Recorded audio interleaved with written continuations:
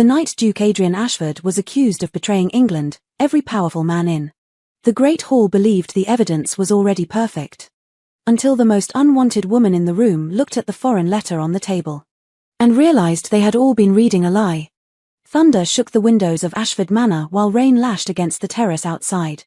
Inside, every candle in the Great Hall had been lit not for a celebration but for judgment.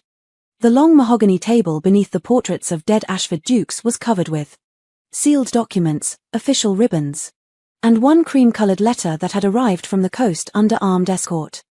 Around it stood Crown officials, London barristers, 3 foreign language scholars, several noble guests trapped by scandal, and Lord Victor Blackwood, Duke Adrian's trusted political adviser, who watched everything with the grave calm of a man prepared for sorrow.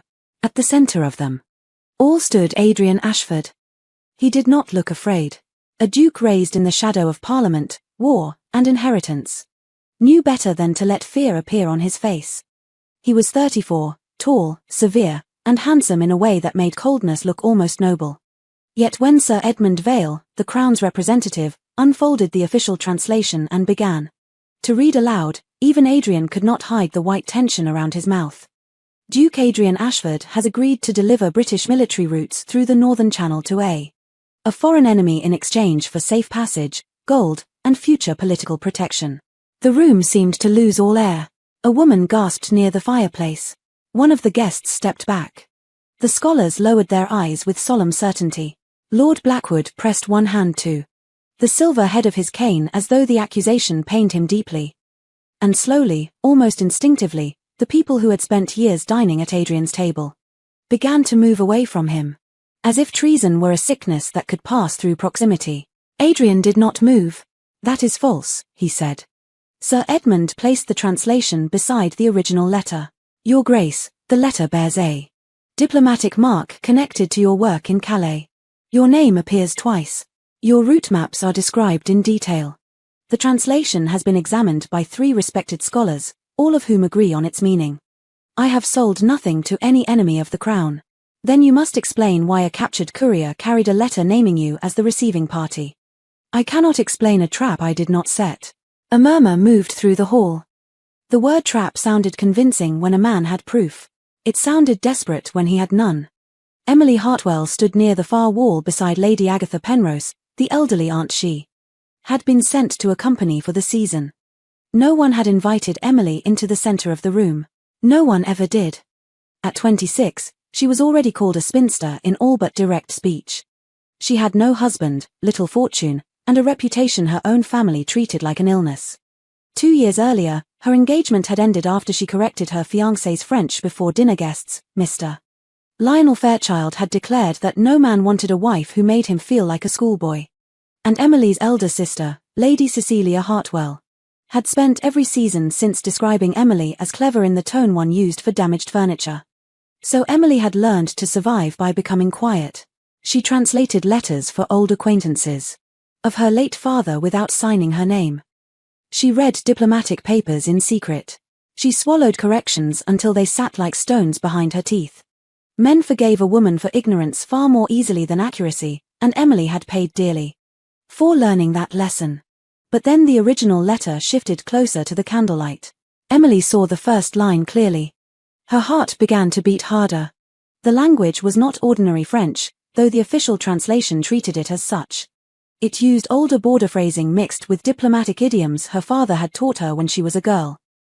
He had once told her that a careless translation could turn mercy into betrayal, and now looking at the letter, Emily understood with cold certainty that someone had done exactly that. The phrase translated as armed troops did not mean armed troops in this context. It meant wounded men under protection. The line translated as military supplies referred not to weapons but medical stores. And the passage claiming Adrian had agreed to deliver route maps was not an agreement at all. It was a warning that those maps had already been compromised. Emily's fingers tightened. Around the edge of Lady Agatha's chair, Cecilia noticed. Her beautiful face turned slightly, and her voice dropped into a whisper that still carried the old command of an elder sister who had spent years correcting Emily's existence. "Not a word. You have embarrassed this family enough." It should have silenced her. It had silenced her before. In drawing rooms. At dinner tables, after her broken engagement. In every moment when speaking would only give society another reason to call her proud, bitter, unnatural, or impossible to love. But on the table before them lay a letter that had not merely been misunderstood. It had been weaponized. If Emily stayed silent now, an innocent man might be taken to London under guard, his name destroyed by ink bent into treason. She drew a breath. That is not what the letter says. Every face turned toward her. For a moment, no one seemed to understand who had spoken. Then Cecilia went pale with fury beneath her powder. One of the scholars blinked as though a chair had offered an opinion. Sir Edmund frowned. Miss Hartwell, is it? Cecilia stepped forward quickly. Sir Edmund, please forgive my sister. Emily has an unfortunate habit of inserting herself into matters beyond her understanding. A few guests smiled. The scholar in the red waistcoat gave a small laugh. Many young ladies can read a little French from novels. That does not make them qualified to challenge official correspondence. Emily felt the familiar humiliation rise hot beneath her skin. She could step back. Apologize. Let them dismiss her as they always had. But then she looked at Adrian. He stood surrounded by people already preparing to abandon him, and for one brief moment, his eyes met hers. He did not know her. Not truly. To him, she was likely only Cecilia's unmarried sister, a quiet woman, placed near the wall because there was nowhere better for her to belong. The second paragraph has been mistranslated, Emily said. The phrase rendered as safe passage. 4 armed troops refers to wounded men granted medical protection under escort. The word used here is not the common military term. It is older border language. The red waistcoat scholar stiffened. That is speculation. It is not. The same construction appears in the St. Via negotiations and in the Martel correspondence. My father taught it to me because the wrong translation once nearly caused a diplomatic rupture. Silence followed. Not belief yet, but surprise. Cecilia gave a brittle laugh. Emily collects obscure facts the way other women collect ribbons. It does not mean she understands affairs of state. Emily looked at her sister. No. It means I understand this sentence. Adrian's gaze sharpened. Sir Edmund leaned closer to the original letter. Continue. Lord Blackwood moved smoothly before Emily could speak again. With respect. Sir Edmund, this is dangerous. His Grace's fate and the security of the crown cannot depend on the enthusiasm of a lady whose education has never been formally tested. My education was tested every day by a father who served diplomatic envoys before. Most clerks could decline a Latin noun, Emily replied. Several guests stared at her. Blackwood's expression cooled, though his voice remained mild. Then your father must have taught you that partial translation is reckless. One disputed. Phrase cannot overturn an entire accusation. No, Emily said. But a pattern can. Sir Edmund's attention sharpened. What pattern? Emily stepped toward the table. No one invited her, but no one stopped her. Each step felt like a trespass against the rules that had kept her quiet for years. The letter smelled faintly of sea salt and smoke. Near the seal, she noticed a flattened crease, almost invisible where the wax had been lifted and pressed down again. She pointed to another line. This has been translated as military supplies. It should read medical supplies. The modifier changes the meaning. And here, the supposed agreement to deliver route maps is not an agreement. It is a warning that the maps have already been stolen. The room stirred. Adrian took one slow step closer. A warning to whom? Emily looked at the bottom of the page, where the handwriting changed just enough to chill her. The pressure grew lighter. The spacing narrowed. The final sentence had been hidden so carefully that an ordinary reader might dismiss it as faded ink. Do you, she said softly. Sir Edmund leaned toward the letter. Read it, he said. Cecilia seized Emily's arm. Stop this. Emily pulled free. For the first time in her life, her sister's grip did not feel stronger than her own will. The final line was omitted from the official translation, Emily said. It reads, if this reaches the wrong hands, Lord Blackwood will make a traitor of the only man who refused him. The hall fell into a silence more dangerous than noise. Every gaze shifted, not fully, not openly, but enough toward Lord Victor Blackwood. He did not startle. He did not protest too quickly. His calm remained nearly perfect, which only made the stillness of his cane hand more noticeable. Then he laughed softly. This is precisely why such matters should not be handed to a socially disgraced young woman to rescue a duke by inventing a line that conveniently accuses another man. Cecilia seized the chance. My lord is right. My sister's engagement was broken under humiliating circumstances, and since then she has carried a certain resentment toward gentlemen of position. I say this with pain, but Emily has always wished to prove men wrong. The insult struck deeper than Emily wanted to admit. There it was again. Not Emily the scholar. Not Emily the daughter of a man who had taught her 7 languages by candlelight. Emily the failed bride. Emily the bitter spinster. Emily the woman too clever to be trusted and too unwanted to be believed. One of the barristers cleared his throat. Even if Miss Hartwell knows some French, we have 3 official scholars who reviewed the document. It is accurate, Emily, said Blackwood, his voice hardened slightly. Or convenient. Perhaps Miss Hartwell has formed an attachment to His Grace's cause.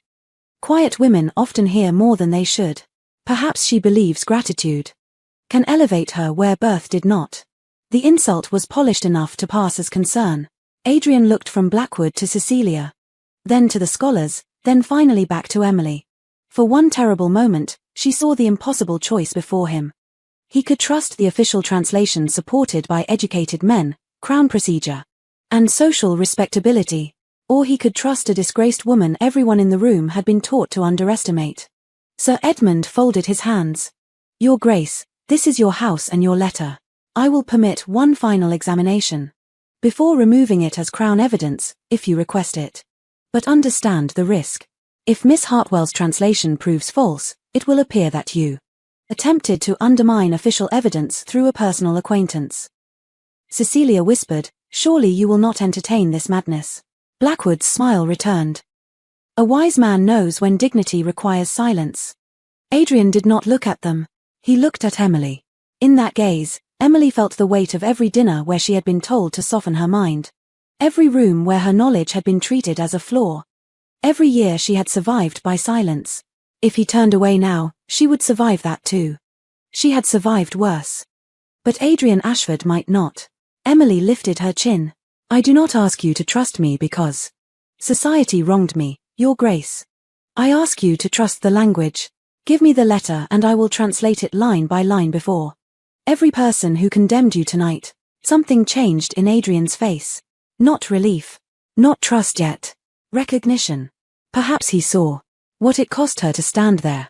Perhaps he understood that truth did not always arrive with a title, a seal, or a gentleman's voice. Sometimes it came from the woman standing by the wall, ignored until the moment everyone needed her. Adrian turned to Sir Edmund. Give her the letter. The words struck the hall like thunder. Cecilia went still. Blackwood's smile faded. The scholars stared in open disbelief. Sir Edmund hesitated only once before lifting the cream-coloured letter and placing it in Emily's hands.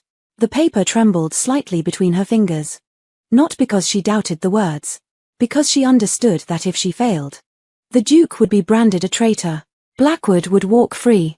And Emily Hartwell would never again be allowed to call her intelligence anything but a curse. Adrian stepped beside her. Close enough for everyone in the room to see that the Duke of Ashford had staked the remains of his honour on the woman they had all laughed at. Begin, he said. Emily looked down at the first line, drew one slow breath, and began to read. Emily Hartwell had translated letters in candlelit rooms before, but never with a duke's life, a family name. And the judgment of half the county hanging over every word she spoke. The letter trembled slightly between her fingers as she stood beside Duke Adrian Ashford in the great hall, but her voice when it came was steadier than anyone expected. She began at the first line, not with the dramatic force of someone trying to impress a room, but with the careful precision of a woman who had spent her life respecting words more than people respected her. The first paragraph did not name Adrian as a conspirator as the official translation claimed. It named him as the only nobleman still trusted by the foreign envoy who had written it. The second paragraph did not request military routes for enemy soldiers. It begged for a protected passage for wounded prisoners who would die without medical escort. The third did not discuss payment in gold. It referred to funds already stolen from a humanitarian supply convoy, funds the envoy feared had been redirected by someone inside England. The room grew quieter with every sentence. At first, the scholars looked offended. Then uncertain. Then pale. Emily did not raise her voice, and perhaps that made her more dangerous. She explained the meaning of each phrase, the history behind each term, and the reason the official translation had been twisted just enough to condemn Adrian without appearing clumsy. The men who had dismissed her as an overeducated spinster now listened with stiff faces. Because accuracy had a way of making arrogance look foolish. Sir Edmund Vale leaned over the table, his expression hardening with each correction. Miss Hartwell, are you saying the official translation changed the entire intention of the document? I am saying, Emily replied, that mercy was translated as treason. A murmur passed through the hall. Lord Victor Blackwood struck his cane once against the floor, the sound sharp enough to turn every head. This is theatrical nonsense. She is not translating, she is performing. Any clever woman with resentment and a dictionary can make a sentence appear to serve her purpose. Emily looked at him then, and for the first time that night, she did not feel small before a powerful man. A dictionary cannot explain why the same diplomatic idiom appears in the St. Via archive, the Martel correspondence, and the private memoranda of Lord Ashford's own father. But I can. Blackwood's eyes narrowed. Adrian noticed. He had spent the first half of the evening defending himself against a charge so monstrous it had almost numbed him. Now, standing beside Emily, he felt the shape of the trap begin to reveal itself. He had been so focused on the accusation that he had not looked carefully at the accusers. Blackwood had been grave, sympathetic, helpful, always close enough to advise and distant enough to avoid blame. He had urged cooperation. He had warned Adrian against anger. He had spoken often of preserving dignity while the Crown examined the evidence. A loyal friend would have sounded much the same. That was what made Betrayal so effective. Emily continued to the final paragraph. This line was omitted entirely, she said. Cecilia gave a brittle laugh from near the fireplace. How convenient. Emily did not look at her sister. It reads, if this reaches the wrong hands, Lord Blackwood will make a traitor of the only man who refused him. The silence that followed seemed to press against the walls. Blackwood smiled, but the expression had lost its ease. A forged line, obviously. No, Emily said quietly. A hidden line. She turned the paper toward the candlelight and held it at a slight angle. The ink is thinner here because the writer used a wash technique common in confidential correspondence. Under weak light, the sentence appears faded. Under direct flame, the words sharpen. Whoever prepared the official translation either failed to notice it or hoped no one else would. Sir Edmund took the letter from her and held it closer to the candle. Slowly, the faint letters darkened beneath the heat. His face changed. Blackwood stepped forward. Careful, Sir Edmund. Heat may damage Crown evidence. Adrian turned to him. You seem more concerned for the paper than for my innocence. I am concerned for the law. No, Emily said. You are concerned that I have not reached the cipher yet. For the first time, Lord Blackwood lost the rhythm of his breath. The room felt it. Emily lowered the letter to the table and pointed to the first letter of 7 consecutive sentences in the final section. This style of acrostic was used by foreign envoys when they feared their letters might be intercepted. It's simple enough to be overlooked by a clerk but clear enough for a trained reader. The first letters form a name. Sir Edmund bent over the page. Emily spoke before he could. Victor Blackwood. Lady Cecilia's hand flew to her mouth. The guests stirred with open shock now. The scholars whispered among themselves. One of the barristers took a step away from Blackwood, as if distance might erase association. Blackwood's mask cracked. This is absurd, he snapped. A child could arrange letters into a name after the fact. You are all allowing yourselves to be led by a woman desperate for notice. Cecilia, sensing the danger to her own social standing, rushed to support him. My lord is right. Emily has always been clever at making herself appear wounded and brilliant at once. She ruined her engagement this way. She humiliated a good man because she could not bear to be corrected. For a moment, old pain passed through Emily's face. Adrian saw it and felt a sharp, unfamiliar anger. Not for himself this time. For her. Emily turned to Cecilia at last. Lionel Fairchild ended our engagement because I corrected his French when he proposed a toast to peace and accidentally praised the collapse of his host's bloodline.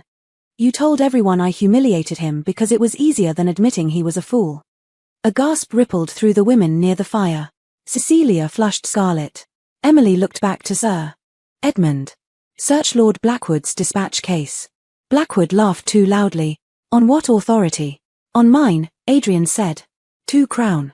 Officers moved at Sir Edmund's signal. Blackwood tried to step back, but the men were already beside him. His dispatch case was taken from a servant near the door and placed on the table. Inside were ordinary papers at first, invitations, estate notes, copied memoranda. Then beneath a false leather lining, one officer found a folded letter sealed in black wax. Sir Edmund opened it. Italian, one scholar muttered. The red waistcoat scholar reached for it, eager to recover some dignity, but Sir Edmund stopped him. His eyes moved to Emily. Miss Hartwell. Emily took the letter. One glance was enough to still her heart.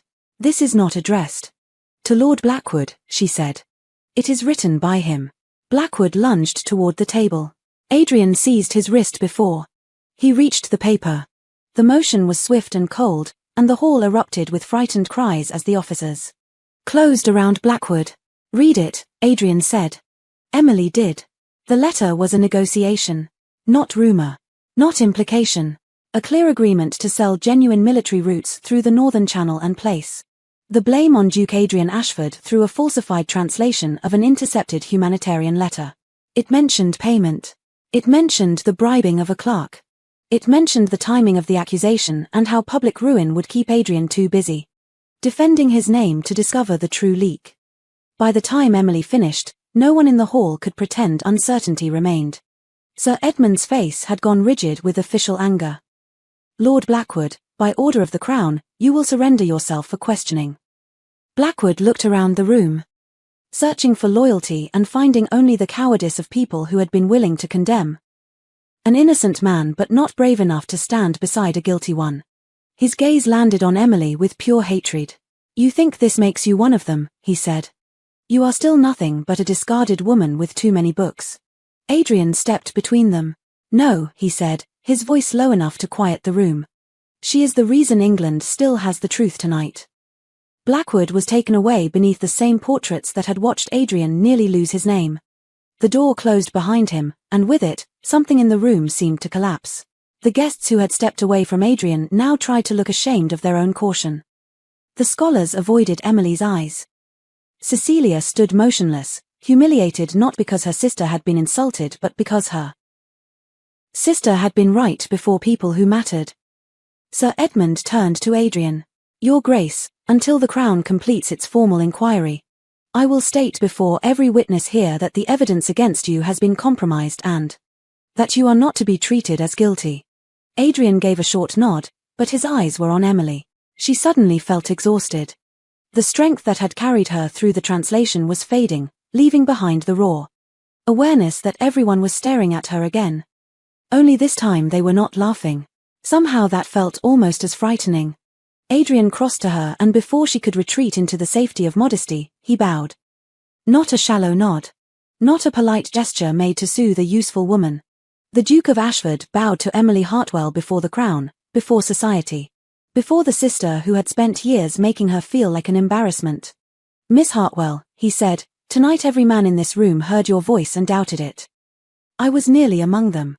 England owes you, my life I owe you, my honor. Emily's throat tightened. For most of her life, she had been told that her mind was something to hide. Too much knowledge made a woman difficult. Too much accuracy made her unkind.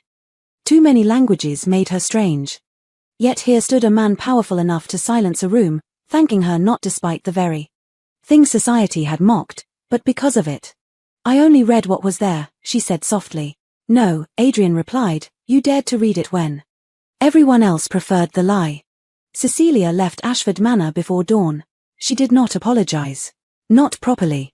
Women like Cecilia rarely surrendered cruelty when excuses remained available. She told Lady Agatha that the evening had been overwhelming, that Emily had always enjoyed dramatic scenes, and that no one could blame a sister for being concerned. Emily listened from the foot of the staircase without interrupting. A month earlier, those words would have wounded her. That morning they only sounded small. When Cecilia approached her carriage, Emily followed her outside. The rain had stopped and pale morning light lay over the wet gravel. You may tell society. Whatever version comforts you, Emily said. But you will never again speak for me. Cecilia looked at her as if seeing a stranger. You will regret this arrogance. Emily smiled faintly. No. I regret the years I mistook silence for peace. After Cecilia left, the Crown's apology came quickly, though not warmly enough to satisfy Adrian. Lord Blackwood's papers led to arrests in London and Dover. The scholars who had dismissed Emily sent stiff letters praising her unusual competence, which made Lady Agatha laugh for nearly 10 minutes. Invitations began arriving from families who had ignored Emily for years, each one more eager than the last to discover that they had always admired clever women after all. Emily accepted none of them. She stayed at Ashford through the inquiry because Sir Edmund requested her assistance with Blackwood's coded papers, but she no longer sat near the wall. Adrian gave her the South Library as a working room, the one with tall windows, green lamps, and shelves filled with diplomatic volumes no one had opened in decades. He came often, not to interrupt but to ask questions and listen to the answers. At first she thought it was gratitude, then she noticed how carefully he remembered what she said, how he never laughed when she became passionate about a phrase, how he seemed not diminished by her knowledge but steadied by it. One evening, several weeks after his name was formally cleared, Adrian found her standing before a locked cabinet in the library. Inside were old Ashford diplomatic journals written in French, Latin, German, and Italian. My father would have loved this room, Emily said. Adrian placed a small brass key on the table beside her. She looked at it, confused. It opens every cabinet in this library, he said, and the archive room below it. Your Grace, I cannot accept access to private family papers. You can if I ask you to become the person I trust most with them. Emily turned slowly. Adrian's expression was calm but not cold now. The severity that had once made him seem untouchable had softened into something more vulnerable. Something that stood before her without command. I will not insult you by saying I fell in love with you the moment you saved me, he said. Gratitude can disguise itself too easily as love. But every day since, I have watched you enter rooms that once made you small and refused to shrink inside them. I have listened to you speak of language as though truth itself has a soul. I have seen the woman society discarded because it could not bear to be corrected by her. And I find that I want a life in which your voice is not merely permitted but cherished. Emily could not speak at once, so Adrian opened his. Resting beside the brass key was a ring, a sapphire set in old silver, less fashionable than ancient, worn by generations of Ashford women whose portraits lined the hall outside. I do not want a wife who stands behind me in silence, he said. I want the woman whose voice saved me when the world wanted me condemned. But if you choose me, Emily, it must be because I make your life larger, never smaller. Her eyes filled, though she smiled through it. You understand I will correct your French. I am counting on it. And your Latin. I fear my Latin deserves it. And if you ever ask me to pretend ignorance for the comfort of lesser men. Adrian stepped closer, his voice gentle and certain. Then I will have become a lesser man myself. Emily looked at the key, then at the ring, and finally at the man who had not asked her to become easier, softer, quieter, or less. He had asked for the truth of her, and for the first time in her life, the truth did not feel like something that would cost her love. Yes, she whispered. Adrian slid the ring onto her finger, and outside the library windows, the first sunlight after days of storm touched the wet gardens of Ashford Manor. Emily looked down at the sapphire, then at the shelves of letters, maps, treaties, and histories waiting to be read, and felt something inside her open that had been locked for years. She was no longer the discarded spinster with too many books. She was the woman who had read the truth aloud when powerful men preferred a lie. And beside the Duke of Ashford, she would never again make herself small enough to be forgiven.